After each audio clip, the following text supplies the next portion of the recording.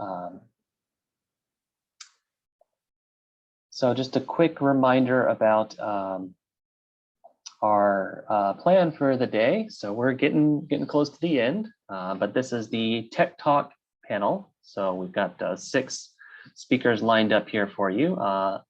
If you're not wanting to be here and meant to be somewhere else, those other options were a do's and don'ts panel, followed by a reassessments panel. There's also a special session on large classes, and then a wonderfully named session on I Did a Thing, where we have people sharing various things that they tried and how they worked out. After we're done here, we'll have a tea break, and then we'll have that last town hall Q&A, and then a wrap up. So in terms of our schedule for this particular session, we have 6 talks lined up to go about 10 minutes each. So we're going to start with Christy Klosser here in a second. We've got Abby Nobles, Kyle Evans, Brian Clare, Jay Elsinger, and Stephen Klontz. And after about an hour-ish of that, then we will transition to questions and discussion. So questions for all 6 of our speakers, discussion. That I think will be small enough that we can do this kind of informally. So feel free to throw things in the chat. The chat's been on fire all day, yesterday and today, which is great. But if you have questions for speakers, I think it'll be best to throw those in the Q&A, and please tag them with who you would like to answer them. I think that will be helpful as we're kind of filtering through those about an hour from now. So a quick reminder, hopefully you heard Zoom alert you that we are recording and posting this webinar. We're trying to get as much as we can up on the website for people who aren't able to join us synchronously. And once again, I want to extend another thank you to the College Bridge, who is supporting us and making this conference possible. Oops. All right, so let me stop share and introduce our first speaker. So we're going to start with Christy Klosser, who's going to tell us a little bit about Python and script for sharing feedback with students. All right, thank you very much. So I'm Christy. I'm at California State University, Fresno. I want to give you a quick little background on what motivated this, and then sort of how we've developed a solution and what that solution looks like. So hopefully this can be useful to some of you, and I'm happy to talk more about it offline at other times as needed. I probably should have put my email on this, but it's kklosser@csufresno.edu if anybody needs to contact me. So our challenge really came out in fall of 2020 when we were redesigning, I should say.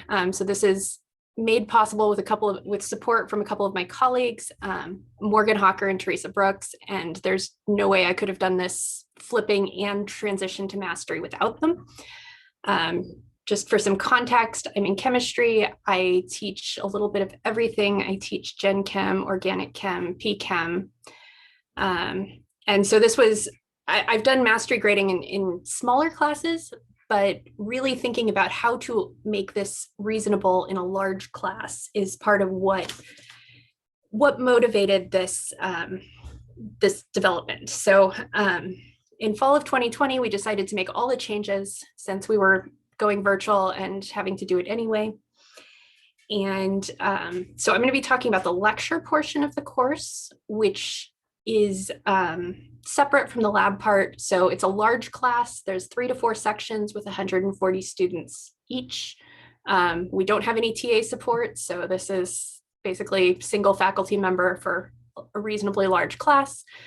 A lot of these students are freshmen. They're new to college in general. We have a high underrepresented minority population. I just pulled the figure out for our College of Science and Math. And that's fairly reflective of the university as a whole.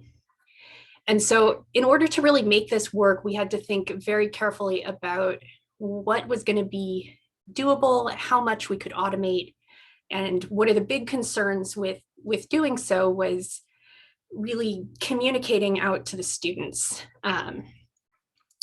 how how that was going to work. So the course was broken up into 13 different modules. There's 5 to 10 objectives per module. And I just want to give you a little context on the course design before I show you what comes out. And so each of the modules had sort of an associated assignment and a homework assignment, a group assignment, and a quiz. The quizzes were auto-scored, the homework was auto-scored. So the group assignments were really the only thing that the faculty member had to look at. And then we also used a final project given the online nature of the course. So final grading was broken down into categories this way. There's some things that may be shifted around, but just generally, students are expected to get a certain number of quizzes with an excellent score. For an A, they have to pass all the quizzes with a satisfactory score for a C. So that's sort of the range. Our bar for satisfactory was 70%. The excellent bar for the quizzes was about 85%. And so really, again, to make this feasible, we needed to automate as much of the course as we could, including retakes and that kind of thing. So we generated, using our learning management system, a significant number of questions and implemented through using question pools. Basically, we implemented variations of the questions that way so that the Canvas automatically would create the assessments, basically. And then I mentioned that the homework was auto-graded. That's associated with our textbook. That would just dump some scores back into Canvas. And so what the faculty member really had to look at was the group assignments, which is a much more manageable number than everything else. And then all of this, of course, is not done using a traditional points-based system, which means that Canvas hates it. And so in order to make Canvas hate it less, basically, or I don't know, in order to make it more reasonable, basically, we did a progress report that was sent out each week which is individualized for each student based on where they are in the course. And so that's what I'm going to spend the rest of my time telling you about. So I have a Python script called sendemail.py, which sends out the emails automatically based on information in an Excel spreadsheet. These are available in the chemistry repository now, if anybody's interested in going there. And I'm just going to kind of go through a little bit of what it looks like. Again, this would have to be modified for other classes, but at least it's something to start from. So I had basically my Canvas gradebook, which was just straight downloaded, copy and pasted into Excel. So these are all the columns that it spits out, minus a lot of them. And then I would process that. So this is a separate Excel workbook where basically I would total the different components of the grade. And then basically this sheet is what is read by the Python code. So Python is a useful, fairly easy to use programming language. There's two critical libraries that make this possible, which are Pandas. It's a linear algebra spreadsheet reading library, and smtplib, which is where all the email commands and stuff come from. So those are needed, and it's written in Python 3. I use the spider distribution for Python from Anaconda, but any Python distribution would be fine. And this is linked to our university Gmail, so that the Gmail, or our university uses Google based stuff. And so that I'm so sorry, I didn't mean to do that. As usual, everybody needs a tech issue or two.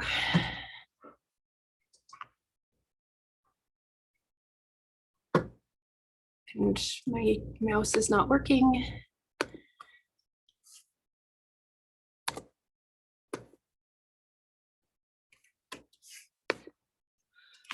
Um,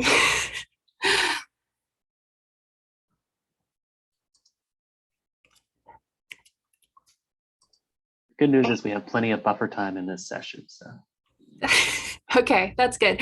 Yep. My computer's like not responding to me at all. So Oh dear. I'm still on Zoom, but like I can't click on anything. There we go. It's back.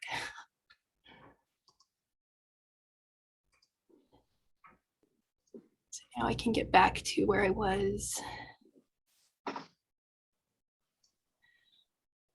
I'm usually not technically challenged, I promise.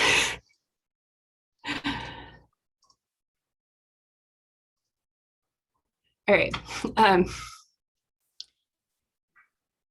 And our university account does require two-factor authentication. So there's several sort of settings that need to be changed.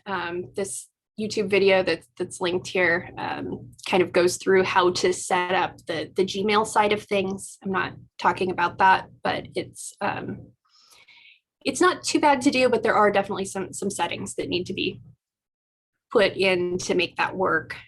And then when all is said and done, the code, again, I don't expect you to look through this in any sort of detail, but just so you have a sense of what's available, looks something like this, where it basically imports the libraries. We have a current week of the semester, which is actually the only number that I need to change week to week. And that's just so that it's reflecting the current total number of assessments. And then there's some conditions that I've set. So if students are below a certain condition, generally based on the current week, so if they've submitted not enough assignments, then they're going to get warned, and that will come out in the email that is sent to them. And I often would change sort of my generic message to everyone every week to make sure it wasn't the same, but there was no need to necessarily change that each time around. And then the individualized part really comes in through this loop where we've read in all the data from the Excel file, and I'm basically just looping over all the students and setting up the individual report with how many quizzes they've passed in different levels. And then if there's warnings, they get that. And then it sends them the email automatically. I don't have to do anything. We did find out that Gmail would quit after a certain number of time, about 70 students. So if you have more than 70 students, you have to slow it down. So that's why that's in there. But generally, it's a pretty simple loop, just printing out the individualized part of the email. And the key thing is just being able to easily read in the data, which is what was done up here. So what the student receives is something that looks like this, just sent to the email directly. And again, this student's doing well. They've passed all the quizzes, which is required for the course. Students who aren't doing well get warnings printed out, and those would change as the semester progressed as well, just to kind of keep them fresh. This student was getting lots of warnings, this imaginary student. And this is all sent as sort of just automated. I just have to click run to get the program to go, and students get these reports. So with that, I'm going to go ahead and wrap up. And I'm happy to answer questions later on. So thank you so much, Christy. There are a few questions in the chat. I'm just going to remind everybody to throw those in the Q&A along with the presenter's name. So at the end, we can make sure and direct those to the appropriate people. All right, next up we have Abby Noble, who's going to share a little bit about how to do reassessments via LaTeX and Overleaf in particular.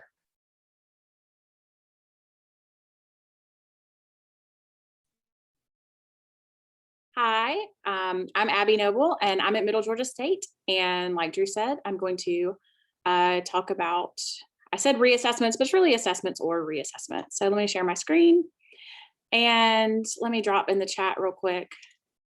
This is the link in the chat right now to what I actually have open. If you have Overleaf and just want to open and go along with me. So I don't have a separate slide thing. I just stuck them in Overleaf so we could just have one thing open at a time. But here's some information about me if you need my email and want to get back in touch with me. And just a quick note on some use cases about what I'm gonna talk about. So first of all, this is if you're making paper versions of your assessment, whether you're printing them or emailing them or sending them out via LMS. My main goal here is I'm kind of a weird document snob, so I like them to be very consistent and very, I spend a lot of time on my documents. So this is me spending far too much time and now sharing it with you. And the last thing I want to tell is this is not going to generate the problems for you. This is for creating the document, creating your outline, how you want to organize everything to get these assessments out. If you do want to generate program problems, a quick plug to Stephen Klontz, who's going to talk in a little bit about Check It. But you can go to his website or to the Check It app channel in Slack to talk about that. So let's kind of talk about my workflow. One thing I do want to note, my workflow, if you are in this document that I've posted, I have a notes tech file over here. If you go to it and recompile it, there it is. My internet's slow today. Here it is. Pretty much everything I'm going to talk about, I stuck in this workflow and notes pile with some of my rationale behind some of the things. So that's where it all is if you need it. If you are a complete novice at Overleaf/LaTeX, I would recommend, this is not for a complete novice, but it is accessible for a beginner, kind of beginner. You might want to look at some Overleaf has lots of tutorials to help you get caught up on how to use it. But if you've used tech before, this should look sort of familiar. All right, so what is my workflow when I want to set up this big system for all of my assessments? The first thing I would do is I would make a folder called Learning Targets, and I would make one of these pages, these .tex files for each one of my learning targets in my class.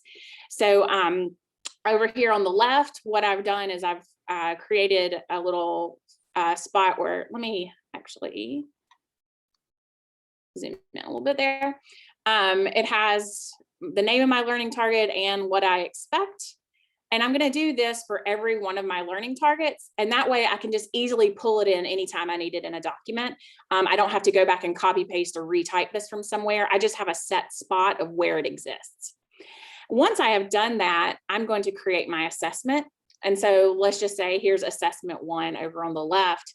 And I'm going to click on sample 1, and that's just what I've called my assessment. And I'm going to recompile this real quick so we can see it at the same time, what I'm talking about. So this is what my assessments kind of end up looking like. This sample1.tex, you can think of this as my outline of my assessment. It's where I'm going to set up, you can see here on the left side, all my page style stuff, my begin document, my end document, all of those sort of things are set up. One thing I do like to do on large documents like this that I have lots and lots of files in is I did input preamble. And that's because I'll make up commands that I like to use a lot. That way I don't have to go back and find which old version of something I made a command for. I just have them all in one spot and I pull it into every single assessment I make, and that way it's there for me. So down here at the I see style files. Yeah, I've tried to make a style file and I'm not the best at like a real style file, but it's a fake style file workaround. So here's my preamble. I put all my packages I like to use. If you are a new person, I tried to put a lot of comments in my file to kind of say what these things were to hopefully help you out. I've got some packages, and then here's some just new commands I've made that I like to use regularly, especially for integrals. I don't love how to type an integral in LaTeX, so I made a quicker way to do a different integral and stuff. And then I'll go back, let me go back to my sample 1 for just a minute. So here I have my outline. I put my preamble in, I have my page style. I'll usually update up here with the dates and stuff. You can see it on the compiled document here on the right. And here it is. So the next thing you'll notice after the page style stuff, you'll see where I input my individual LT assessments. Now, here's another place where I'm kind of quirky. I don't love a long document. I would much rather have it in little pieces and just pull it in so I can quickly see things. It just makes me happy that way. So you'll see input, sample D6 and sample AD1. I have done these in a separate little document over here in that same assessment folder. And I've created them. Remember what we created when we started? I put an input up here for that original learning target information, which is this box. That stuff we created at the beginning is this box at the top of every page that says, here's my learning target statement, here's my criteria for getting a check, and a spot where I can grade it. That way it's consistent every single time. And then I put my problems in there, which soon I will be generating with Check-It and not making these up myself.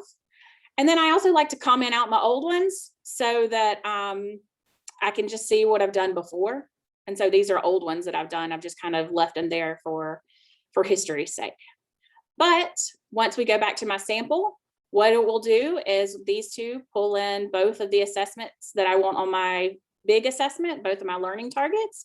And we can see over here on the right where they've both been pulled in. So I know that was very fast, but I didn't want to overtake my 10-minute time. Seeing some like structure stuff. Yeah. So, but this is it. Like I said, I dropped it in the chat. I dropped in the link to this one, and just here's my calculus one from last semester. If you just want to see, like, here's all my different checkpoints I had, all my extra assessments I made. You know, each one of these folders opens up. And so on April 28th, I had people come in for all these separate ones, and this is where I made them. And there they are, right there. There's that link again. But yeah, so this is my gigantic one from calculus last semester that had all kinds of stuff. It ended up being a huge file. But this small one is what I've sent that is a little bit more manageable probably right now. So there we go. If you have any questions, I'm a tech nerd. I love making a pretty document. It's really, I like that almost as much as I like the math. So I'm happy to chat with you about it whenever. If it's not compiling, make sure you're on one of the ones that is an actual document. So sample1.tech will compile, and slides.tech will compile, notes.tech will compile. The other ones will not, because they're just snippets I pulled in. Oh, thanks for saying it's a beautiful document. That makes me really happy. Okay. Happy to talk later, but I'll let whoever's next go. Great. Thanks so much, Abby. So I see we've got a few questions for you in the Q&A, but I think we'll save all those Q&A questions for after all 6 of you all have given your 10 minutes. That works. All right, next up we have Kyle Evans, who's going to tell us a little bit about using Google Sheets to streamline things. Hi, everybody. So yeah, I want to just, again, talk a little bit about, Google Sheets as a way to, manage and, share your grades and share progress with students along the way. So just a quick little, housekeeping background. So I'm at Trinity in Hartford, smaller school, liberal arts, smaller class sizes typically. And a little bit just in terms of my own background and, where I've used this type of things before, sort of mastery grading style. So, I've really done it full-fledged in 2 different courses. One of them, as you can see, I've done 5 times already using this grading system, sort of a general education class. And then over the last year, I started doing this in statistics as well. And so, the reason I'm saying that is because, I was using, Google Sheets obviously is going to be super flexible to however you want to set up a course. So, and I'll just make a couple of comments here. Since I have done it, multiple times over a couple of different years, I would say the biggest change that I made, and again, I'm going to show in my Google Sheets, how it supported each of these structures of my system. But initially, I was really going with a really fine grain size. Was really felt like, okay, I'm going to divide these into procedural things, conceptual things, and was using sort of a binary model. And after a couple of times of using that, incorporating some feedback, reading some things, I, made some conscious changes. So one of them was just being a larger grain size, and really consolidating down the total number of objectives in the courses. And not necessarily labeling them by procedural or conceptual, but more so just organizing by unit and then having separate things for assignments or projects, which may have been more rubric based. But at least for the content objectives, I made a shift at the same time from 2-tier, sort of the binary, to the 3-tier system. And that's where I am now, and I have felt better about that. So I think I'm going to continue that for at least the near future. So just to talk a little bit about, of course, why you would want to do this. Of course, I would say that, when we think about mastery-based grading systems, just the notion of transparency would certainly, I think, qualify as one of the core features of the system. And I think, on the one hand, we think of transparency in terms of what the objectives are and what the students are expected to know at all times, what they're going to be tested on, when, how often, all that, but also transparency in terms of their progress, right? And so, of course, trying to think, okay, how can we utilize features of our existing LMS? But then also maybe, okay, let's maybe outsource this to something like Google Sheets, because for me, I always want to sort of desire for, some single, nice, organized, strong visual display for their progress, and something that, of course, would, save students from having to email about progress, right? So that's, again, sort of what pushed me in this direction. So just in terms of the logistics of this, I'm going to switch over and show what I have and share the link as well. But just some logistics basically is essentially I have one master sheet with different tabs for each student.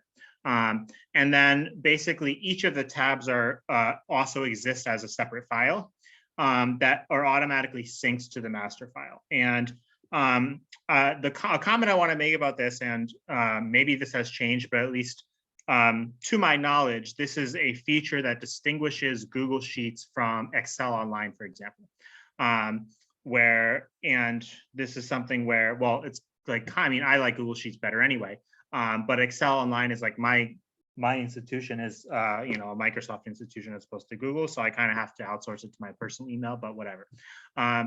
So for me, the features of this is just, simple things like, right, checkboxes, conditional formatting, token tracking, tokens are my sort of word I use for reassessments, but that kind of a thing. And then an overall sort of progress bar. And let me actually I can switch over on here. But so for example, so like here is what this looked like last semester for my statistics course of what my what a sheet looked like for an individual student. And so as you can see, the two like left-hand, I guess, columns here were just my content objectives. I had like 17 content quizzes, I guess. And this MIB is not Men in Black. This is like mastery intermediate beginner. Which were sort of placeholders for my like, tertiary 0, 1, 2 scale. But essentially, right, so the quizzes were, at least in the online teaching world, were done through, we use Moodle. But then once the quizzes were done, I would sort of, after I've graded through all of them, then just do a quick transfer over to my master file, right? And so, students get these grades and I'll sort of just check off some of them. So I have some different color codings and everything like that. And then you'll see I also have sort of like this overall progress bar on the top, which I sort of like, all sort of going towards the end goal. And so I have this sort of divided into my content quizzes. And then at the same time on the third most column is more like my separate, like, okay, like data assignments. I did a lot of Excel stuff in the class. And like sort of a data project, which this was more like rubric based, but it still fit into the grand scheme of the class, right? And so, for example, these were just 0, 1 sort of completion based things. So I have my formula doing that appropriately, and then whatever, data project stuff. And then of course, again, I'm can track their bank of stuff. And I would type in here, maybe, either a date or which quiz or what purpose they used, how I allowed them to do some sort of a reassessment or late submission or whatever. So all of it is tracking. And so back to this for a second. So just a couple other, so in terms of, right, so again, this is going to be super customizable to, however you want to set up your course. Do you want to have some sort of, community or class engagement type of aspects in there, or assignments, and also content and quizzes, right? I would suggest, including some sort of a retake tracker in there. But in general, I mean, you're going to have like a master file. You're going to have to duplicate the files. And it's super tedious to set this up at first, but it does save you a lot of time later because then you're just going checking boxes. And, then it's just on them to, once you've shared the file with them in the beginning. And of course, you just need to double check and make sure about privacy settings and that they are not able to view the master file, right, and see other tabs or anything like that. But it is pretty simple to set up. And I have, so actually I can drop the link in there too. So I have like a short link for, let's see. So I have this short link for my overall template. And so it looks so that I have sort of the steps in here. And so this is what my just overall template looks like. And I have a couple of tabs here, just in, a couple of tabs here that really showed different ways in which I've used it, from my initial iteration of doing the mastery grading, which was, like I said, finer grain size, procedural, conceptual. So that was like one version of this. And then you could see a second version, that I just showed you with last semester, which was more 3-tier and, so a little bit of a different organization. But again, so you can obviously, make a copy, feel free to use this, however. So I think the steps are pretty useful in this. And as you might imagine, students appreciate, students appreciate the simplicity of it. And I think that also guided, that was sort of one of my guiding principles for creating the system the way that I did in the first place, was sort of the simplicity of the system, easy to track, easy to know what their progress is at all times. So like I said, I shared that template resource. I have a website. Due to pandemic burnout, I haven't updated, but I was doing like a short blog series on my experiences with mastery grading, which I need to update once I feel like I can write again. And again, that's my email, it's my Twitter, and so that's all the resources. And again, happy to answer any questions later. Great, thank you so much, Kyle. All right, so once again, as you're thinking of those questions, throw them in the Q&A there, and we will cycle back to them all in about a half hour. Next up, we have Brian Clare, who's gonna tell us about how he uses Discord with his students. All right, thanks. Let me get going. I'm Brian Clare from St. Louis University. And this talk is about Discord. I want to start with just a little intro. So Discord is a chat or discussion app. I used it in my class for live in-class group work. I was partly on campus and some students were remote. It compares pretty much to other tools like Slack, GroupMe, text chat. Students have text chat groups, or your learning management system discussion boards. I think Discord is better than these, than the ones I've used at least, which includes most of these. But a lot of them do many of the same things. So Discord, I think, is particularly easy, particularly powerful, and it is particularly free. It's free to use. It's free to set up a server. We do have a demo server I've set up for this. It took me about 5 minutes to build it. One big thing about Discord is its large user base. I learned about Slack from work people. I learned about Discord from students. It's bigger than Microsoft Teams. It's bigger than Slack, and most of the users are young. So the students are already comfortable, and that's a big advantage. It's more of a chat room and less of a bulletin board, which makes it more conducive to back and forth discussions and more casual posting, which I think really helps. It's particularly phone friendly. So a lot of times in my class, I'd say, let's get to group work, and everyone would pull out their phones and we're all in the same room looking at our phones, which made them very comfortable, to be honest. And then the other thing, and this is true of anything that isn't run through your university's IT, is that inevitably things go wrong with the university IT, and they did for me at least a few times this year. And every single time I was able to turn to Discord and salvage something good for my class. All right, so I want to go and take you through an actual Discord interaction. I set up a sandbox server demo here, and I'm going to paste that in the chat. So to use this, you do need to join Discord, make an account. It's quite easy. I don't know if you want to do it right now in this quick 7-minute window, but I will be paying attention to it later. If you want to just sort of practice your Discord skills, it's not meant as an actual channel for doing actual work, just a place to sort of kick around Discord. So I'm going to switch over. I'm showing you the desktop version of Discord. The phone version is very similar, except it only shows you one of these 3 columns that you're seeing here. This is a sample server I set up for this talk. It's separated into channels over here on the left.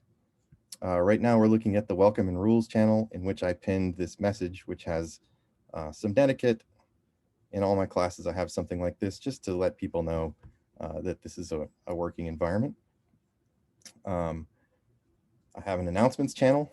This particular, I announced that if you really actually want to chat about mastery grading, you should do it in Slack, and that's how. And then you can see that this general channel is lit up. That's because somebody else has posted in there, so I know that there's actually a new message in there. So I'll go there. A whole ton of people just joined. That's what the new message is. Nice job, people. Welcome to all you guys. Excited to see you.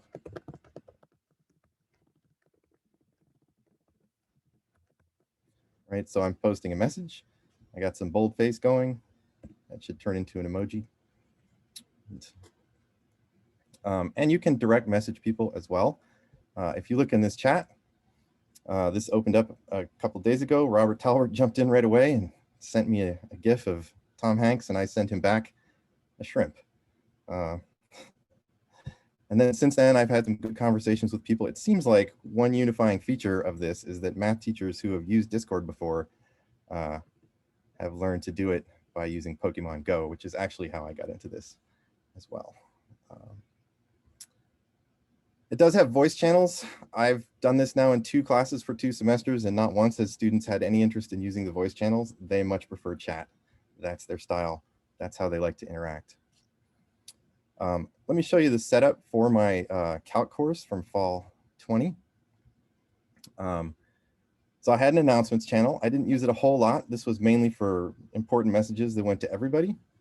I had rules and etiquette, some technical help, the general discussion, right? So this was stuff like there was some problem with this learning outcome. Here's a PDF that they couldn't get through Blackboard because Blackboard was down, and so on. This student asked for some help. My TA brought me in. I got them some help, and so on. I did have discussion sections. They had their own channels. And then I think the most interesting thing here, I'm going to show you. So we did in-class group work every day, and I had my students use individual chat rooms. So I told these students, Gregor and Ren, and a couple others, you're in the Agnesi group. Do your chat in here. It's semi-private in the sense that they could go look at other people's groups if they want. There's no restriction on these rooms. You could make them that way, but I decided not to. I didn't think it was necessary, and in practice it wasn't. And so this is kind of how they used it. This is during class. You know, what did everyone get for problem 1? I told him, yeah, that looks good. And then he didn't know if anybody was there, and somebody else in his group was there. Later on, somebody else showed up. The TA answered a question. They had a little more discussion. One thing that's really nice is it's super easy for them to take a picture of their work with their phone and just pop it in there. And so they did that for a lot of communication, right? Especially with math, you don't want to be trying to type it with your thumbs on a phone keyboard. So they did it on paper and just took pictures.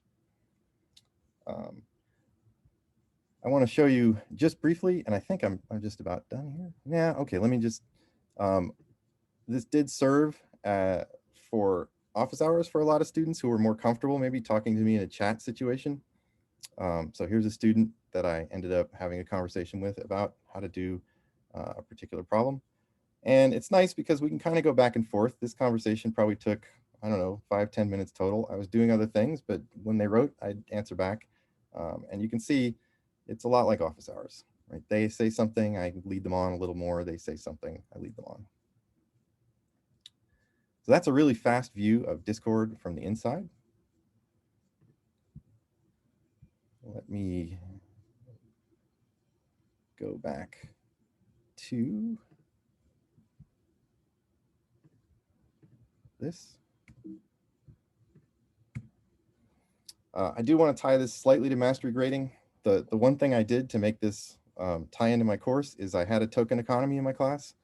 I wanted to count their group work for something, but not points, boo. And so the way the token economy worked was if they showed up and posted something in Discord when we did group work, they got an engagement credit. And it was nice that I could go back and look through those conversations afterwards and do this kind of scoring. I did it generally at the end of the week. I'd go and look through the last few days. And so by the end, they ended up with about 30 engagement credits. And I'm not going to go through my price list. It evolved. And that's eventually what I started using these things for revisions. So that's good. I think I'm going to stop here. I guess I'll take questions later. I think that's how we're doing it. Yeah, so some people are going ahead and throwing questions in the Q&A. I think a couple of them you might be able to give a quick text answer, and then we'll save the ones for the other ones for discussion at the end. All right, thank you guys. And you're welcome to ask in Discord as well. All right, thank you, Brian. So we have 2 more talks, and then we will get back to questions for everybody.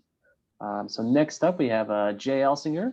So you can tell us a little bit about how you're using Excel to do gradebooks for students.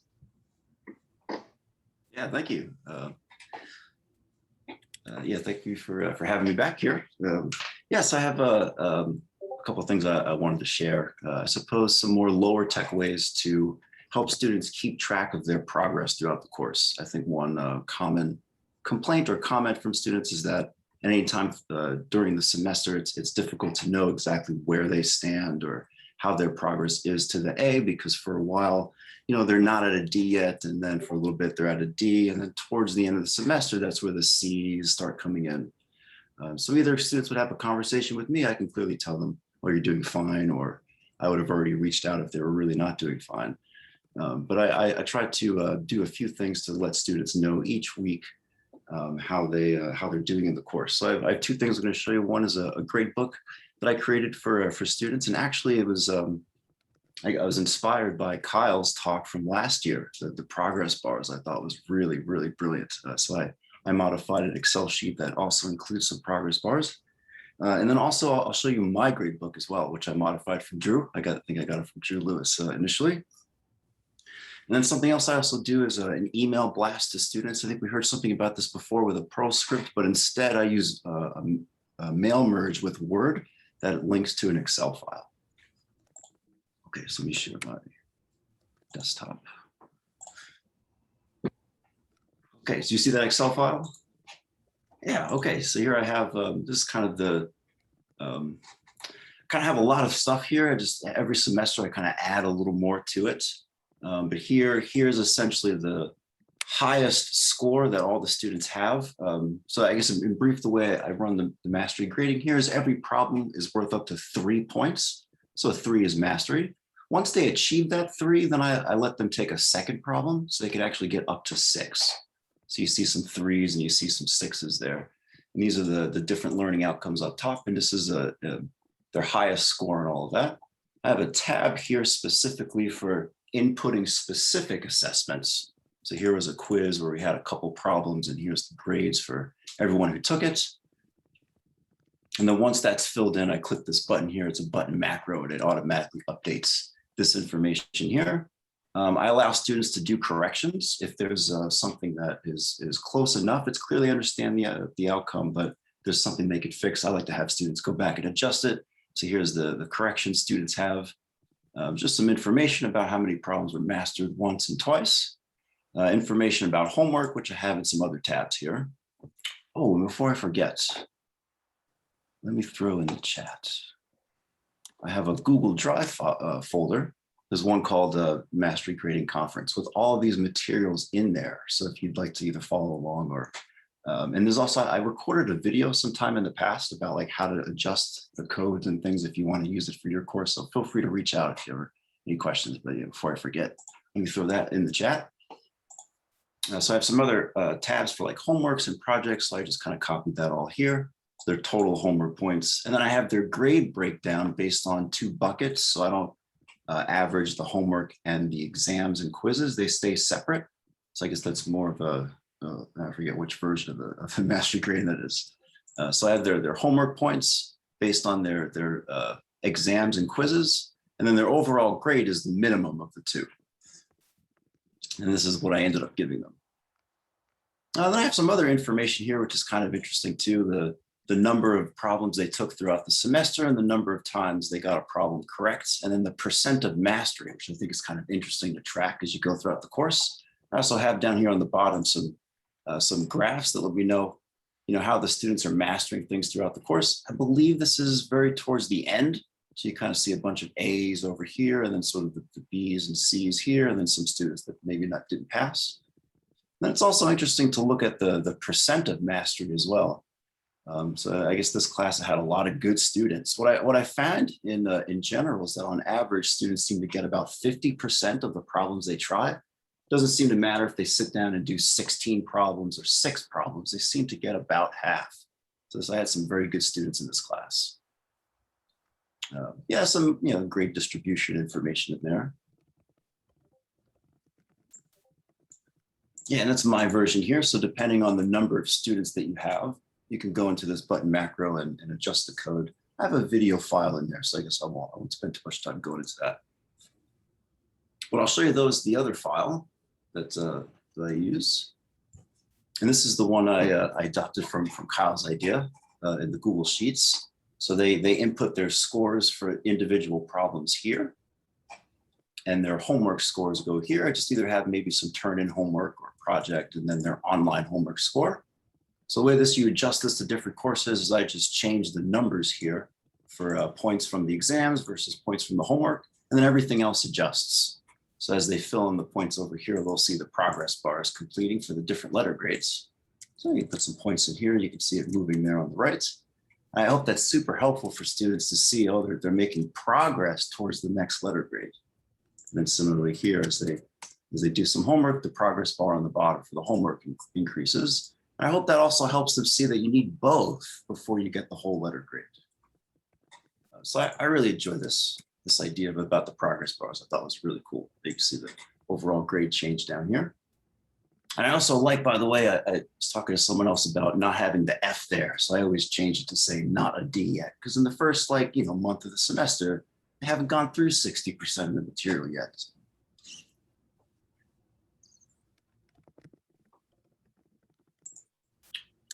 The other thing that I wanted to show you was a mail merge that I use. Let me go back. Excuse me. Yeah, this guy. So when doing mail merge, it doesn't like for some reason that I have those bar graphs in there. So I have a different Excel sheet where I just copy and paste that information into here. To do this, all you need is one column that says email, and then you put everyone's email in there. I like to put my own email there so I know when I send it out, it got to everybody. So you just put whatever headers and grades you have. All you need is a column that says email with everyone's email. And then when you go to work this out in Word, you go to the mailings tab, and you can send email message. Then you choose the Excel file, the existing list. I'll choose that Excel file there. Mine's already linked. And then you can go here and insert any of the headers up top. So here I just kind of created a box here that will fill in for each individual students, let them know how many corrections they have, their total knowledge points, breakdown of their homework. And then here I kind of have their grades this way. I'm not sure if this is the best way to do it, but I hope it's not confusing, but I have their, this is where you are with exams, here's where you are with homework. And then when you take those two together, here's your overall grade. And then again, that breakdown of how the points in the points bundles. And what's neat is you can click the preview and you can click through and just see the different numbers changing for the different students. And then when you're done, you just go to mail to merge and it'll send out as email blast. A note is that this doesn't seem to work on a Mac. You can see mine's grayed out. On a Windows it works. So I have to go to my Office Windows and do it from there.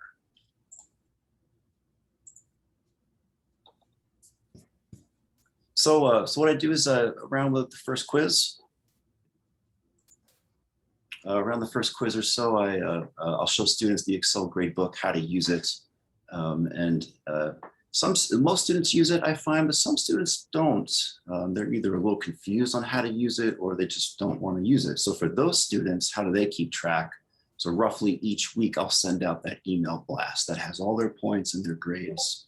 And even if they're not really filling in the Excel gradebook as they should, because I think it's easiest after each quiz, like fill it in to update it. But even if they don't, they have that email update. They can just kind of copy, paste their points. And it's a good way to check, that my records match their records. Oh, excellent. Oh, I just see someone said that it can work. Oh, okay, interesting. I'll look into that. So that was actually something that bugged me for a while. Well, excellent. Well, happy to talk with anyone about any of those, how to modify them for your use. I hope, someone said about spending a lot of time with these documents, but I hope it's useful for other people. I think it's worth it. So anyway, thanks a lot. Great, thanks, Jay. All right, we got one more presenter here, and then we'll get into answering some of these questions everybody's adding into the Q&A here. So keep those coming. But next, we're going to have Stephen Claudes is going to tell us about his Check-It architecture.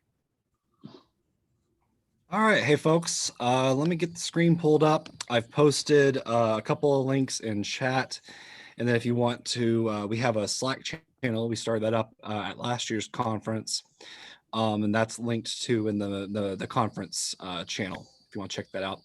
But let me go ahead and show off the Check-It app.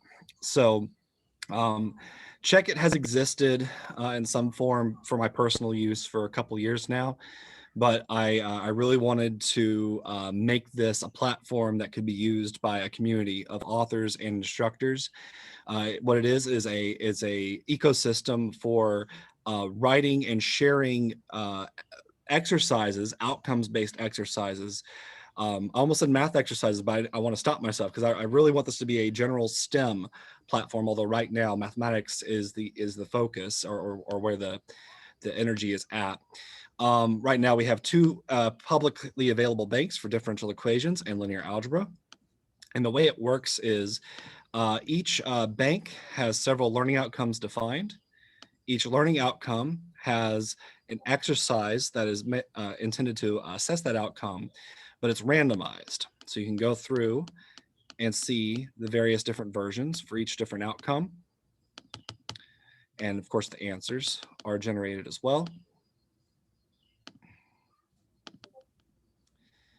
And as I said, we have linear algebra and differential equations, and we will have calculus, single variable calculus, available by this fall as well. And the emphasis I wanted to put on this is that this is an app that you can go to right now in your web browser. There's no login, there's no friction at all. You can just start using it to get these practice problems, and you can send your students there. But we can, if we enable these instructor features, we could see a few other things. You can take the source code for these randomized problems, copy paste that into your LMS, or even easier, you could just take this embedding iframe. I forgot to pull that up. I'm not going to, for the sake of time, this can get you an interactive, like with the selector for the different versions available directly in your LMS, with also LaTeX code and pretext source code as well for every version. that's available here. Now, let's suppose you wanted to use this to create paper quizzes in your class. Well, all you got to do is go to your outcomes that you want to assess, decide how many you want of each type of problem. Go to your assessment builder here in your web browser. If you want to move around the order, you can, and then just generate.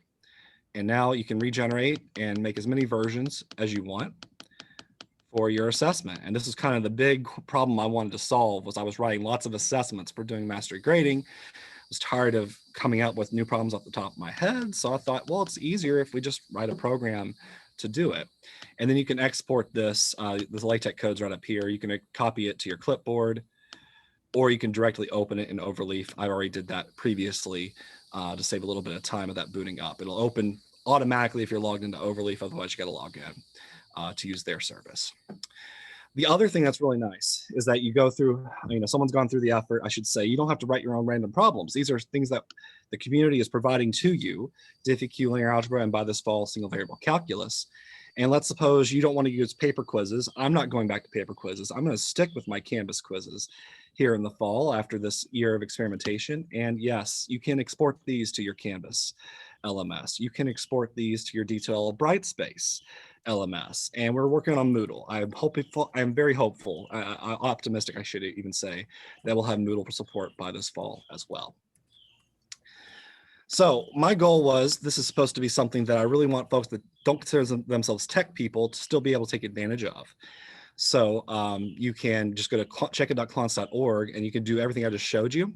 If you want to get involved, we would love to have more authors for more exercise banks. I wrote DiffyQ, and Drew Lewis and I co-authored the linear algebra stuff. And we're working with the Team-Based Inquiry Learning NSF project. That's one of our project. And we have a bunch of participants that are helping us author a few more linear algebra and some single variable calculus exercises as well. If you want to author things, the goal was for me, as someone who pretends he knows a little something about software engineering, not just coding out things, but I wanted it to be something that you didn't have to do a whole lot of overhead to write problems. And so the source code for a check it problem, here's the Python. It's actually called Sage Math. There's a little bit of like libraries kind of built into it, some things, convenient methods for like automatically shuffling the order of the equation as a feature that we have in Checkit in that Sage Math code. So it's very, what is it, 22 lines for this this CC1 example, right? Not a whole lot of code to get this crunched. It actually could do, I forget if I used, if I take derivatives, no, I did math to do the derivative, but there is a .diff method. So you could actually do a lot of the math, have the programming language do that work for you. And then the templates is the other thing, 16 lines to take your statement of your problem, your answer, and then just insert the random variables with these curly bracket things. And let's suppose you wanted to write this stuff, but you're like, oh gosh, I have to install like Python and Sage Math and this. No, you don't have to install anything. We have the CoCalc cloud platform that allows you to, let's just say that you don't even want to write anything. You just want to build your private versions, like private seeds that aren't on the public internet of these randomized problems. Well, sure, you can just go ahead and log into CoCalc.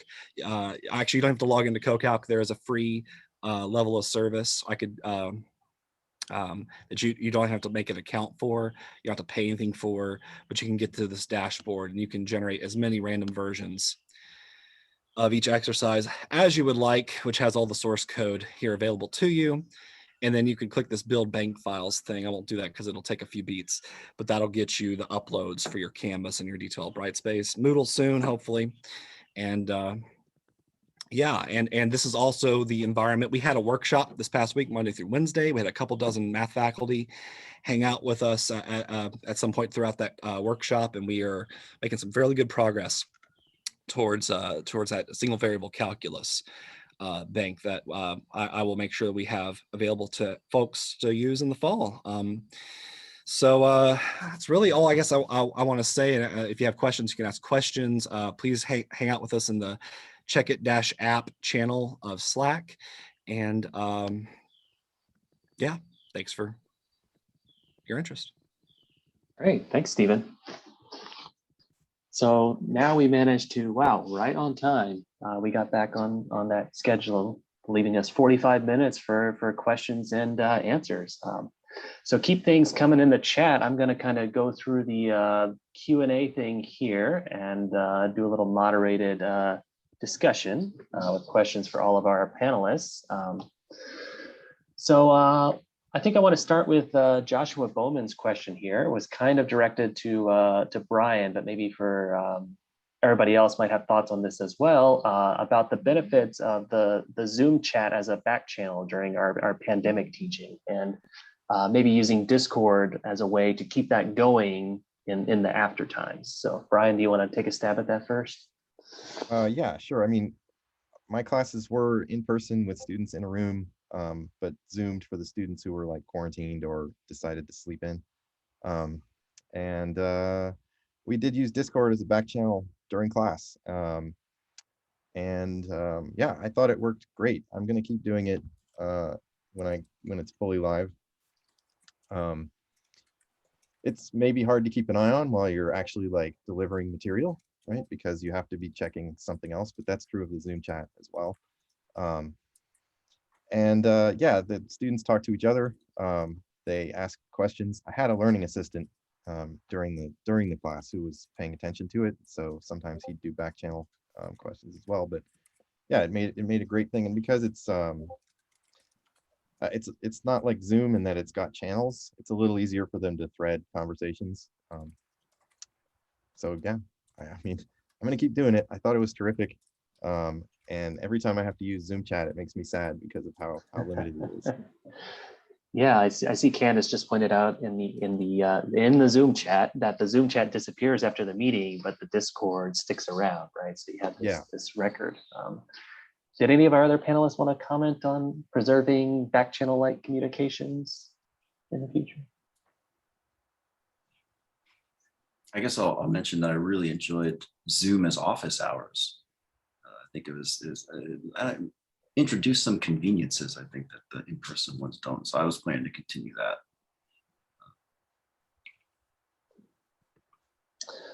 Let's see, there's a question for Christy here from John Estes about how difficult it would be to modify the script to a different number of competencies or different metrics for excellence or mastery or whatever different people are calling it. Yeah, so I think it's fairly straightforward. There's actually two directions that things can be modified. One is through the Excel side of things, and it's fairly straightforward to just use different Excel columns and import those through the Python. It's also reasonably possible to process data there. So it depends on your level of comfort with Excel versus Python, but I think it's definitely straightforward to modify. I've basically given this code to one of my colleagues and he's been able to use it and not had too much of an issue doing modifications, and she is not a programmer. So it looks scary at first, but it's not as bad as it looks, is my experience. Yeah, I think also once you have your thing written, modifying it to fit your scenario is probably a lot easier than trying to do it from scratch. Right. Yeah. Kyle, there's a question here about FERPA concerns, basically with using the Google Sheets. So I think different universities maybe interpret FERPA a little bit differently here. But the question, I guess, at the end is, does anybody have a definitive ruling about whether we can use Google Sheets for this or not? Or is it going to be an individual location by location thing? Katie's answer in that question in the Q&A, I think, is useful. But it also might differ place to place. I mean, again, maybe especially if your institution, I don't know, is like actually uses that platform versus not. So I don't know, something to maybe explore on an individual level. Yeah, so definitely check with your campus folks and get a thumbs up or thumbs down there. Let's see what else we have. Jay, a quick question for you. Richard saw a link to office hour sign up on your Google Sheets and wanted you to share a little bit more about how you manage those office hour signups. Oh, sure. Yeah, I thought that was a really good idea. I've heard of these other apps that people have been using, like Calendly and things like that. I haven't really experienced with it, but I just created a Google Sheet with times, and then they can fill in their name. And then I need to be available over Zoom during those times. I suppose how I manage the time of office hours. Was that the question? I guess the question was the signups. Right. Oh, I see. Right. So I just had, yeah, I suppose that maybe I should. It's not too hard, but it was basically just an Excel sheet in Google Sheet, and I just had the times. And then next to it, I only had up to 3 students possible to sign up, but I only ever had 1 student at a time. Very rarely it was 2. I think more than that, it's too much, I think, because everything you're saying to 1 student, everyone else can hear. Whereas in your office hours, you could physically go to one corner or the other. I think it makes sense to help people out. So it's like 15, 20-minute blocks seem to be perfect amount of time. And I just did them one at a time. There were no issues really. And then a lot of communication over Slack really helped. For example, I noticed when I was grading over the weekend, when I finished like a test, I can go to Slack and I could say, here are the problems where I have some comments, can you fix some of these things? And some of those students, they're there right on Slack. And that happens all over the weekends. Whereas previously I had to wait till Monday before I even turn it back. And then they have to go home. And sometimes they don't even address anything. So I think the combination of the two worked pretty well.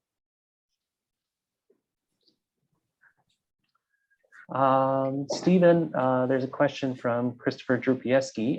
To what extent are the check-it problems randomized? So kind of the question, for a single standard, is number 1 always the same, or you get different versions of number 1 each time?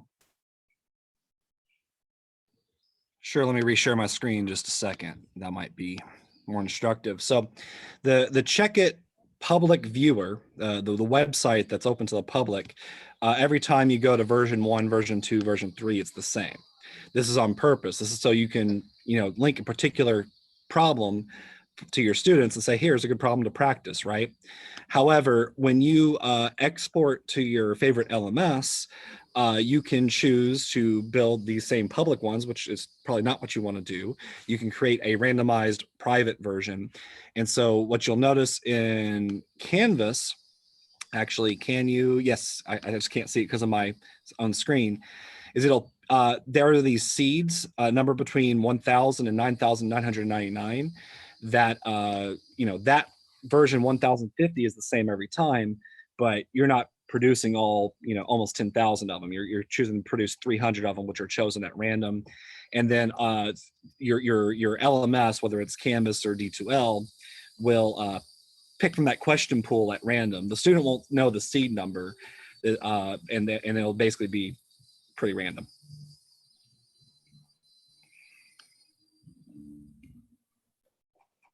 So there was another question from Allison Hildum about whether the variations of the questions in Check-It Bank are written by a person or using a computer to generate similar questions.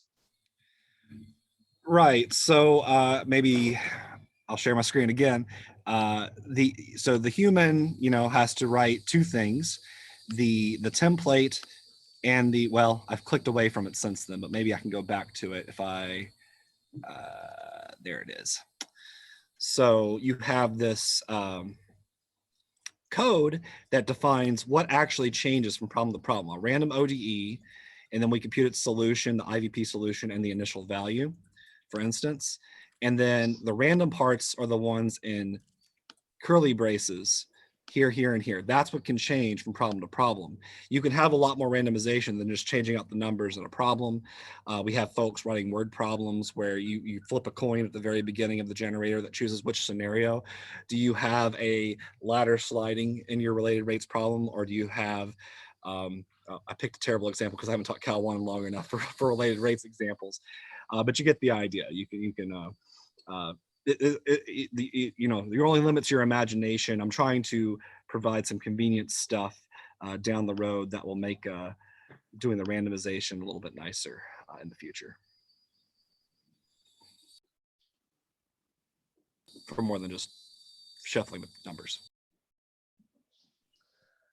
Let's see. There was a question here about I think there were a couple different questions, like kind of comparing Discord to some of these other things, Brian. So one question was about whether if you're on a campus that's really on the Microsoft Teams bandwagon, is it worth switching? And then this particular question from Richard compares Discord and Pronto, which I've never even heard of, which may say more about me than the question. Yeah, I mean, I haven't used Teams a whole lot, only through my teenagers, and who knows what they think.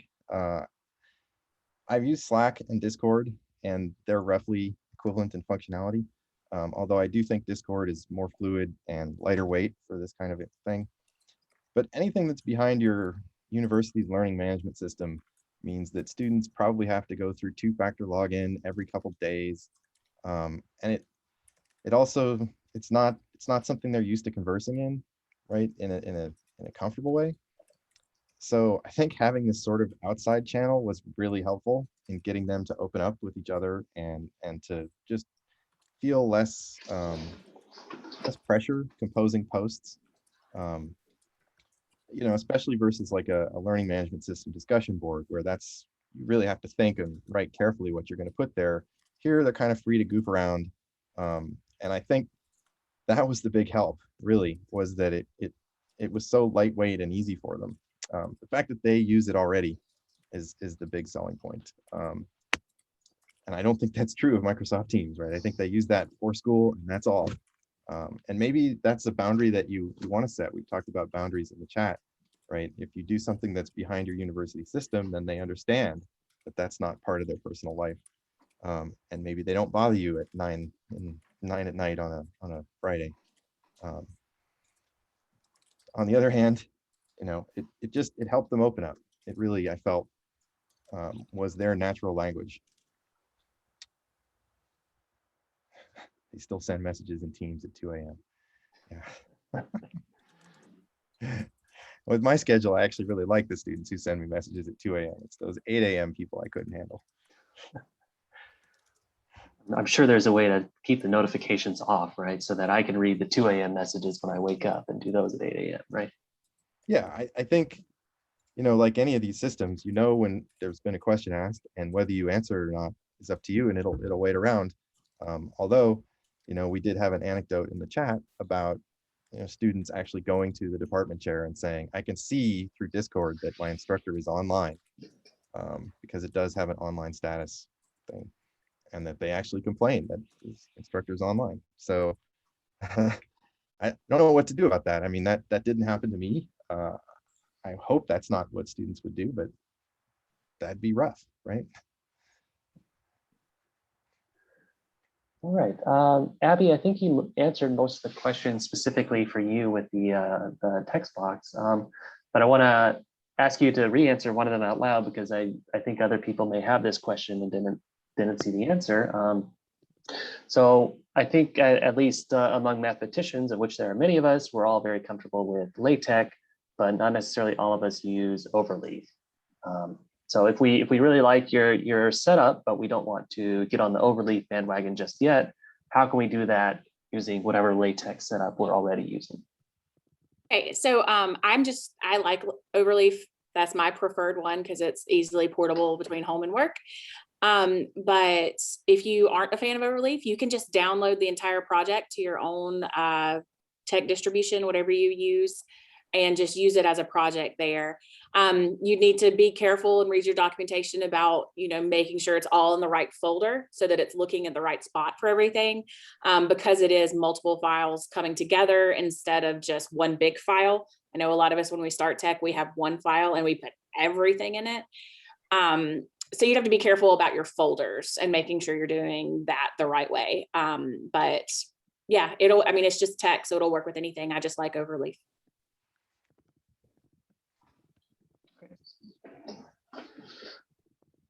So I have a question for Christy and Jay and Kyle that I'd like each of you to maybe take a stab at.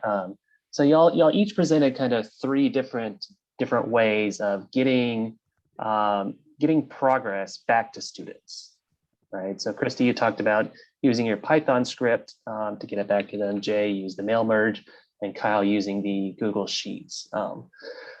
maybe could each of y'all just say just a quick word about the relative strengths and weaknesses of those particular methods? Because I think for different people, different ones of those options are going to work a little bit better. So maybe which kinds of things is it good for, and maybe which kinds of things would one of the other options be good for? Let's start with Christy.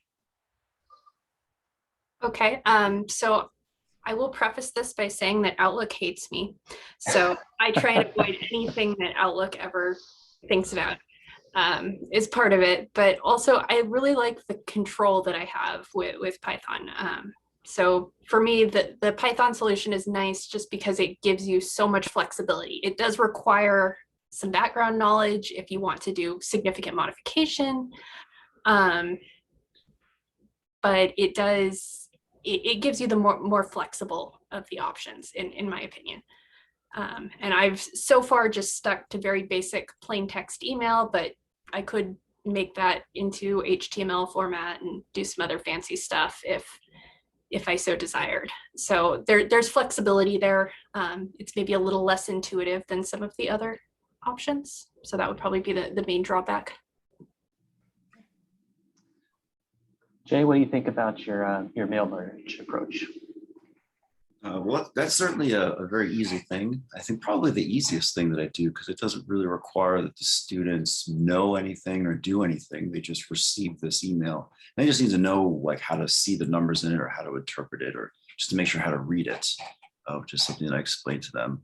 That Excel file, though I find in general, initially I thought maybe I could expect most students would be familiar with Excel, but that's not really the case. I find lots of students actually aren't. So the Excel gradebook doesn't really work for 100% of the students, but I find most of them it does. And then I hope that mail merge fills in the gap. If they don't want to use that file, they can at least get that weekly email. But I think that mail merge is, yeah, again, probably the easiest thing to do because students don't need to do anything. And Kyle, what about the Google Sheets approach? For me, it's just really the simplicity and obviously the low tech option of it. Again, for me, obviously, like, I mean, I don't want to overlook it, right? Like anything you might run into any FERPA issues would definitely be a drawback. If it matters to you, certainly, like I said, my institution is not a Google supported institution. So like I have to do everything through not only my own personal email, but the students' personal emails as well, so that they can request access to the files and everything. But other than that, I mean, just the auto synchronization and the fact, again, once I have it set up at the beginning and get the tediousness out of the way, the actual execution during the semester is really, really smooth, which, is needed with all the things that we have to do.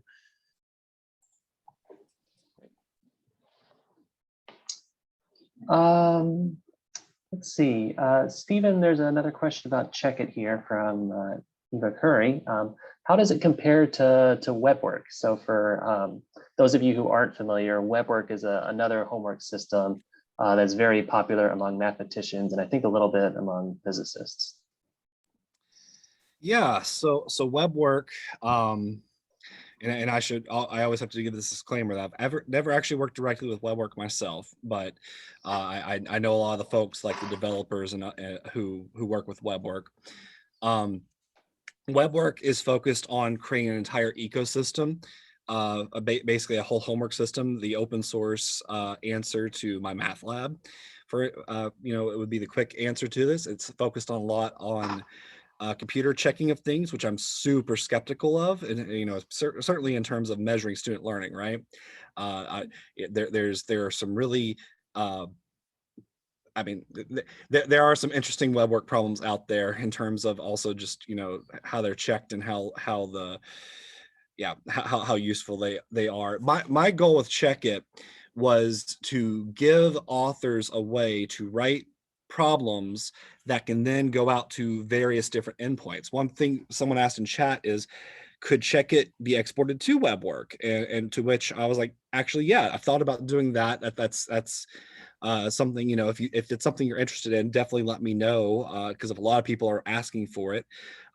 Exporting to WebWork, because I believe WebWork does have some sort of essay response option or a photo response you can upload. Because these problems knows that there's nothing about automatically checking the problems in Check It.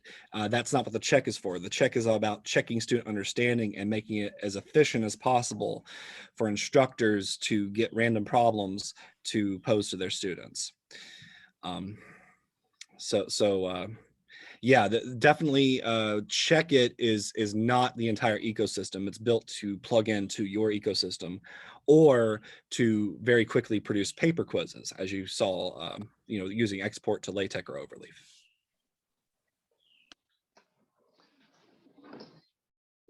So another question about Check It was if what exactly these learning targets look like. Are they these really computational kinds of things? Are they more open-ended problems? Do they focus on like hand calculation, this sort of thing? That was directed to me, right? Sorry. Yeah, about Check It. Yeah, right. So ultimately, this is something that we had a lot of discussion about this past week in our workshop, because right now, there's no technical limitation to what kinds of problems can be produced by Check It, right?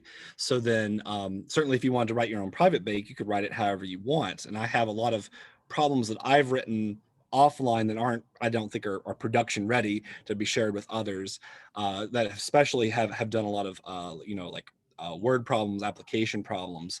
None of those have hit the public thanks yet, because that's actually a harder problem. Like pedagogically, that's a hard problem, right? How does one consistently produce higher level Bloom's taxonomy assessments procedurally, right? There's lots of, I can maybe make a good one by hand, but then how do I change my ladder problem? I can't just have a program like algorithmically decide, oh, related rates, I can have a ladder or I can have a balloon. I have to hand write each one of those different kind of variants, right? And so definitely there's a lot of procedural level stuff. Another question, I might be hitting, I'm trying to hit a couple others I've seen in the Q&A about, this whole issue of, okay, well, if you're just doing procedural level stuff, how important is that for measuring student learning? Shouldn't we trying to hit the big questions? And that's another thing we have to think about, right? It's a pedagogical problem. What does this measure and how do we use this as educators? And for me, the way I use Check It in my personal classroom is kind of to just encourage them to do the practice that they need. But that is, especially when they're doing Canvas quizzes online, I'm not going to make them put spyware on their computers or anything nasty like that, right? So I have to trust them, but I have to know at the same time that it might be measuring what their mom knows about calculus. And so in that case, I use this as part of my assessment structure, but I have to have some other layer to the course. And what I've really been happy with is using Check It with a very flexible quizzing mechanism, and to kind of help encourage them to get these learning outcomes, these first 2/3 of Bloom's taxonomy, and then having like a project that you have to do so many of the quizzes in order to even talk to me about the project, right? But having that kind of be like the capstone of the course, that is a thing. If you're making an honest effort at the Check It stuff, then the project, it's more than just a formality, but I want you to succeed if you're approaching the Check It stuff honestly. And I'm here to support you, to help you get answer those bigger questions. Yeah, so Stephen, you were kind of answering this last question in the Q&A, but I don't think it's really particular to Check It or anything. So I want to pose this to the rest of the speakers as well. So some of us are kind of thinking of sticking to an online assessment thing, even as we're going back to face-to-face for various reasons. So kind of the question is, and I've seen this come up a few different times during the conference, is, okay, yes, this was good, but we have concerns about academic misconduct when we're doing any kind of asynchronous assessment. So I'd be curious for the rest of y'all, if you have plans to continue this and how you might think about mitigating that, or are you going back to in the classroom timed assessments? So whichever one of y'all has thoughts, feel free to unmute and tackle that one. I'll chat for a second about that. Sure. I used to pretty much only do everything always in class because I was like, they cannot cheat. But I've relaxed a ton about that. And I envision going forward to do a mix. I still want a few things in class because I think it's one measure of things is being able to do things on the spot. Not all the time, but occasionally you should be able to do something on the spot. But I'm going to do a mix of take home things and in class things so that I have more time in class to talk about math instead of watch them do it. So, and I plan to use, somebody was saying this in the chat. I do plan to use like sort of use Check It this time to make my assessments, like all that stuff in my presentation. I like opened up my homework bank, like our online homework, and opened up my textbook and typed all those in, and it was terrible. So I am part of the thing Stephen's been talking about to develop the Cal One stuff. So I'm going to be using all the Check It stuff to like quickly make all of those assessments, be they take home or in class. And Abby, I want to steal your tech template for the ones that you've been using on Overleaf. I'd love to check it to just produce that directly because that looks really slick. That would be great because I already made it and I already like how it looks. So I wouldn't have to edit anything from Check It. So, yeah, that's fine. I think for me, what we end up doing going forward is going to depend fairly significantly on which class I'm teaching. So again, I teach a wide variety of classes. And so for something like Gen Chem, I feel like the online quiz format works fairly well. But organic chemistry, I really want to see them drawing things. And it's impossible to make quick in a digital format. And so there's the trade-off there, I think also. They can upload a picture. They can, but they don't. And I've wondered a little bit about having them do submit videos, right? Because that may get around it. I'm wondering about the logistics there. Any of y'all tried that? No, I haven't. I've had some video assignments, but I've only ever had them as an option, not a requirement.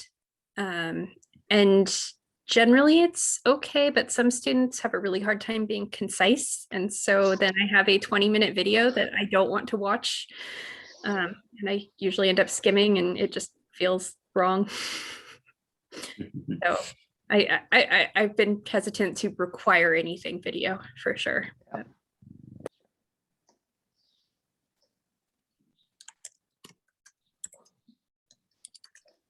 So my attention has been focused on the Q&A. So we got to all the questions in the Q&A, but I think the chat has been flying by in the meantime.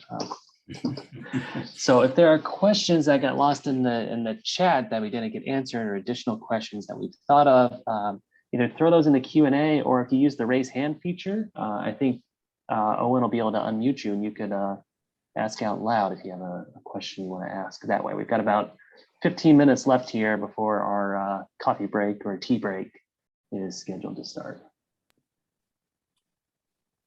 I had a question about Discord, since apparently panelists can't ask Q&A questions. With Discord, did you find that students were just sharing answers and others were copying them a lot, or did it seem like students were actually trying to do their own work most of the time? Well, I used it for group work mainly. So I was encouraging them to share answers and help each other. I found that they direct messaged me more than I wanted them to, and not the other way around. Like, I was hoping they would ask homework questions on the homework channel. And sometimes they DM me with a homework question and say, please ask this on the homework channel so I can answer it there for everybody. So yeah, I don't think, I don't think it was an issue with, certainly not an honesty issue, because it's all public, right? So everybody can see everything, at least the way I had it set up.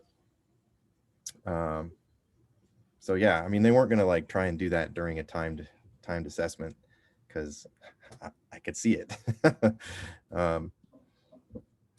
But yeah, I think, and I can see in chat, people are saying working together, right? How do you get them to work together? And that's going to be an interesting thing when in the fall, when we come back, I can actually have my students work together.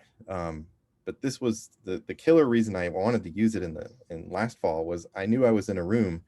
My groups were going to be spread all over this giant room, and they wouldn't be able to talk to each other, right? And some students were remote and they wouldn't be able to come in and work with their groups. And this was an equitable way to get everybody at the same plane, you know, the same level to be able to work wherever they were and remotely. I also think maybe some of the social barriers of working together with somebody in person aren't there.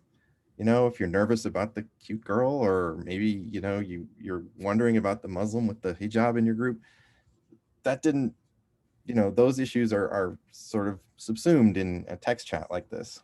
And I think, I don't know if I have measurable evidence of that, but it did seem like people interacted pretty well with each other in these groups. I guess you could see all that communication. Yes. Yeah. I mean, it's still there. I actually, in fact, when I write recommendation letters for some of these students that they've asked me to, I go back and I look at their chats, and then I can remember, oh, we had that conversation, which always bugs me when, you know, your student came to office hours a bunch of times, but you can't pinpoint one thing that you talked to them about to put in the rec letter. Now I can go back and I see on their DM, oh, they asked me this cool question. I'll put that in the letter. Yeah, I think just to echo that, for when I was using Slack, I'd say the same thing. I wasn't concerned about the cheating, didn't seem to be happening. I wasn't trying collaboration though. A lot of times it was nice because if a Zoom link wasn't working, that happened at the beginning of the semester, someone can post it where everyone sees it. And sometimes another student will answer it like much faster than when I see it. So that was really helpful.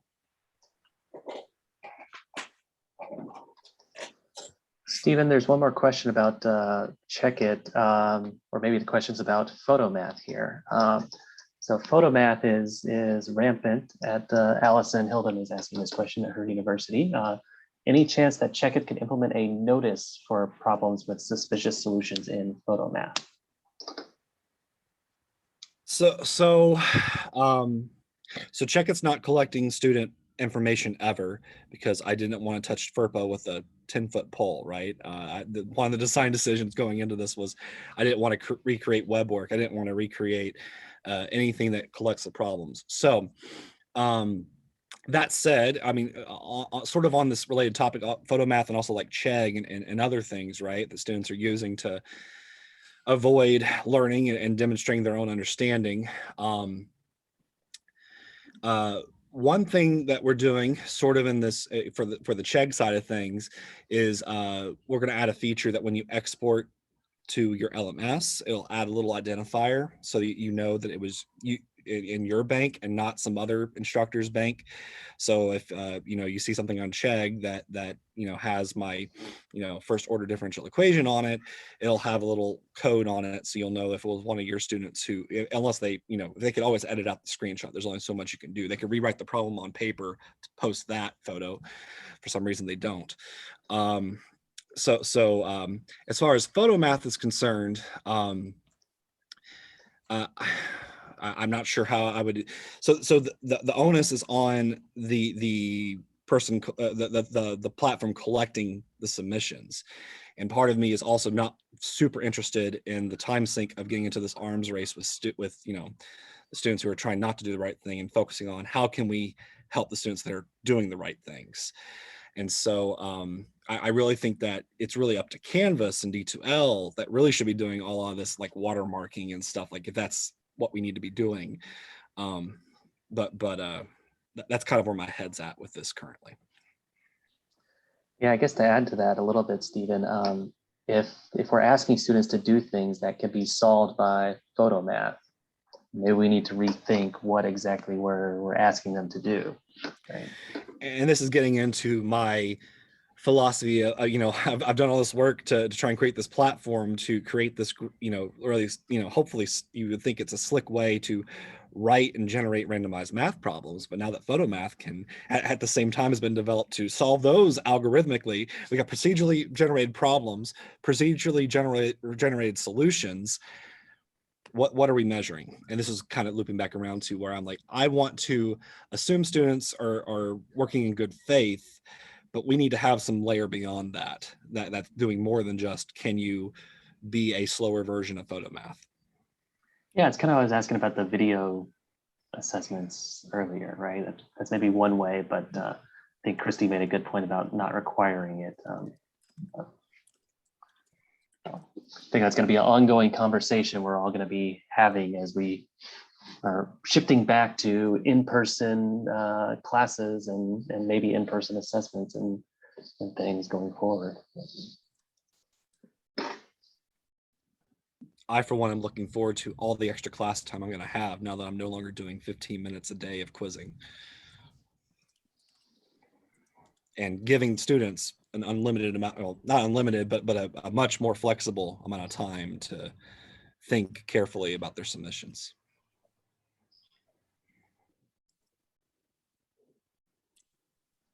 We got just a few minutes left if there are any additional questions.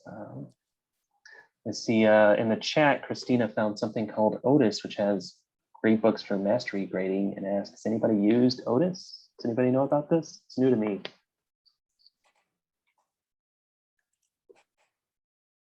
Yeah, I just looked it up too. It looks like, yeah, it looks like it does have some kind of like gradebook feature. I see report cards too, standards-based report cards. But no, I hadn't seen this either. Interesting.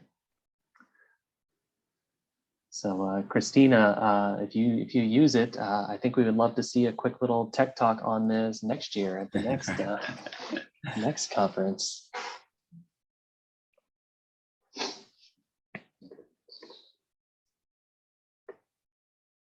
I see an interesting question from Mike Levan in the Q&A now that is not really tied to any of our presentations, but more of a more general question. So maybe each of us can take a stab at this, but what technology from the pandemic are you going to keep on using in the after times? So Mike suggests Zoom for online office hours, but what else? Christy, do you want to start with that one? I guess I can. I haven't really thought through this question. So I would say I'm definitely planning to use some of the like question banks and stuff we've developed. So that's more specific to our learning management system going forward, that I put in all this effort to develop them. I may as well continue using them.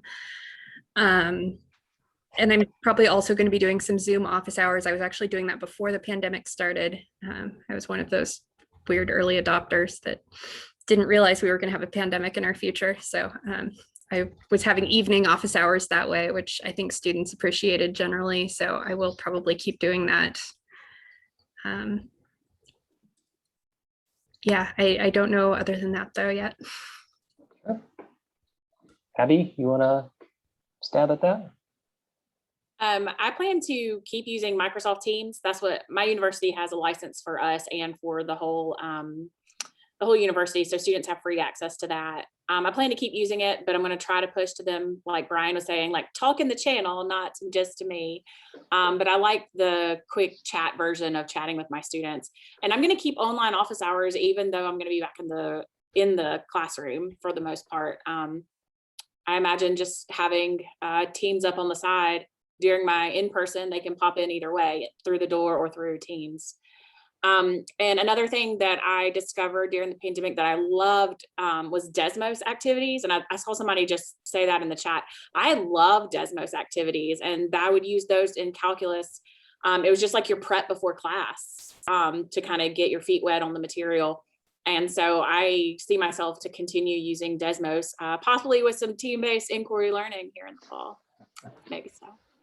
But yeah, I'll keep using tech stuff. Kyle, do you want to answer this one? Or are you going to take with you?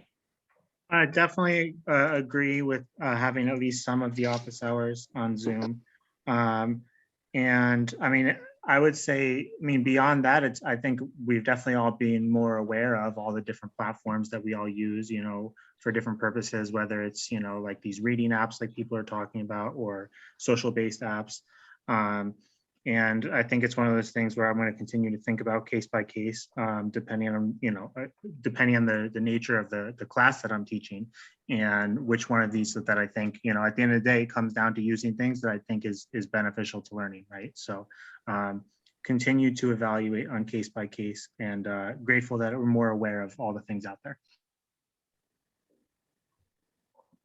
Jay, any additional thoughts? Yeah, I think something I really like is there's several websites where you don't need an account or anything. Students can just go to the website on their phone and they put in a little code, and then they see the slides, or they can interact from their phone. So I know Nearpod is really good. It has we may have seen something earlier, look like the Padlet, where they can post different things, and they have other activity slides in there. Mentimeter was another one. They have some like quiz slides where students can answer, and it's gives you points based on how fast you answer it. And there's a leaderboard, so you have a couple questions in there. Students really like that. And there's a third one, which I'm forgetting off the top of my head. There are a couple of these websites where you can kind of create a few, like a quick activity to do in the beginning, where all they have to do is take out their phone and interact. So I'll be definitely taking those other than the online office hours. Yeah, I know Poll Everywhere is one other one. I think That's right. Poll Katie Everywhere. Matani used that one this morning. It may have come up in other sessions. I hadn't used that one, but I think after that one, that the timeline one was interesting. I don't think the other ones have that feature. Yeah. Oh, and the word clouds. I see someone put that in. I didn't know Mentimeter had that, word clouds. Yeah, I love the word clouds, especially I'm thinking about some of these things we might do in the first or second day with our students, right? And we're trying to generate buy-in on things, right? So we might ask them what should be, what goes into a grade and what should go into a grade, right? Let's see, I think maybe one or two more questions here. A question from Katie Matani in the Q&A. Do folks have recommendations on how to distribute individual students without wanting to pull your hair out? Does anybody want to take that one? That would be something that's very easy to do with Python if you have the files pre-existing. So if you have the files and the student email addresses, that would be something where you could just choose which one goes to which student. Again, it would take a little bit of coding, but not too bad, in my opinion.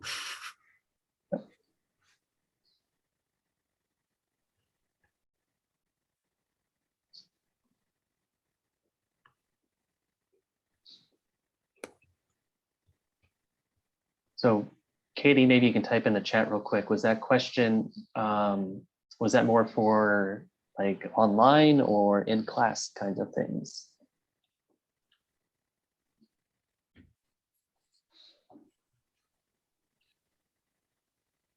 Okay, so electronically. So yeah, I mean, if I was going to try and answer that, I like Perl better than Python, but right, it's just a different flavor of the same thing, right? Pick your favorite scripting language. Exactly. Of course, any solution that relies on people to learn to program is not a scalable solution. And so I think the real answer is push the makers of our LMSs to be providing these features, directly. I think Canvas, I've rigged Canvas to do a lot of the workflow that I want, that I like to do between the quizzing and the commenting workflows. You don't want to, what am I trying to say? You don't want to give up your philosophy of assessment and grading, but at the same time, you need to be flexible to find ways to do things equivalently that your LMS can support directly.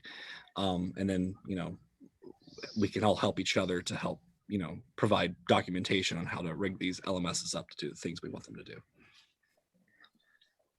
Speaking of LMSs, I know one way to kind of do this is using question banks within them, right? So maybe you're not giving a student an individual quiz file, but they're getting individualized questions if you have a large enough question bank.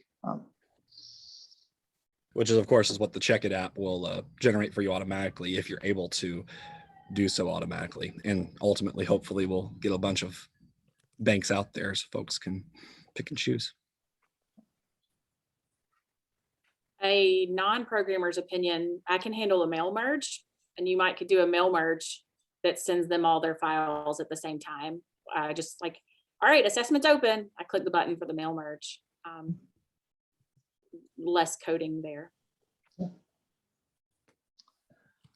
All right, we are about out of time here. I hope I clicked the right screen to share there. Are we seeing our what's next slide?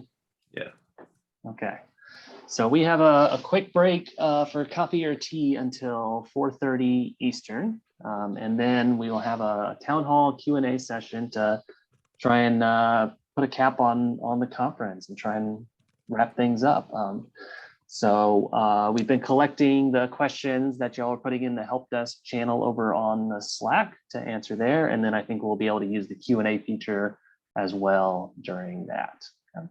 So thank you, everybody, and thanks in particular to our 6 speakers in this session. This is fun to have these nice quick talks and a nice discussion at the end. Thank you, everybody.